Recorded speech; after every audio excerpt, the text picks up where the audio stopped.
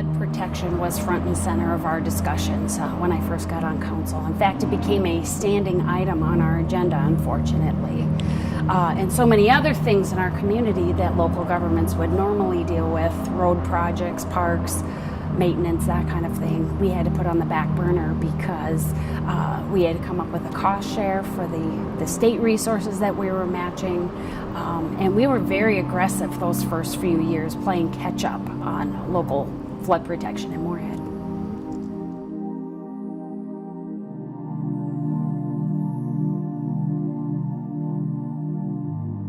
I think that a lot of our residents, especially since we haven't had flooding in the last few years, and we have made such great progress in Moorhead locally, they think that we have flood protection shored up, if you will.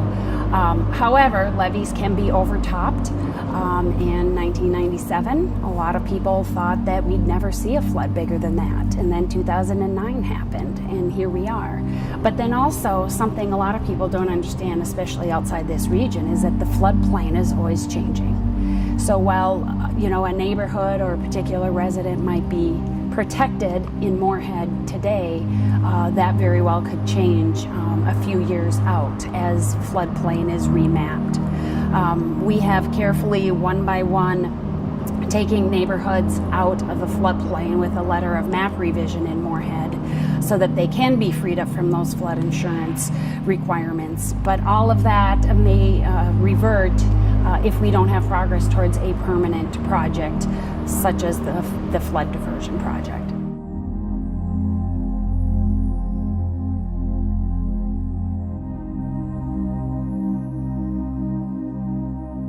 When you talk about the fact that over 60% of our residents work on the North Dakota side of the river, that starts to sink in.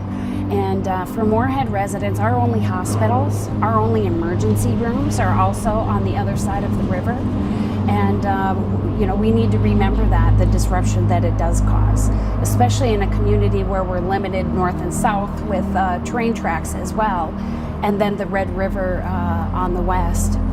It's something we need to be aware of when there are public safety factors in consideration. So the economic impact to them personally, to our region, the public safety component, our economy and where people work and go to school, those all play into it. And then they start to kind of realize that we still have work to do.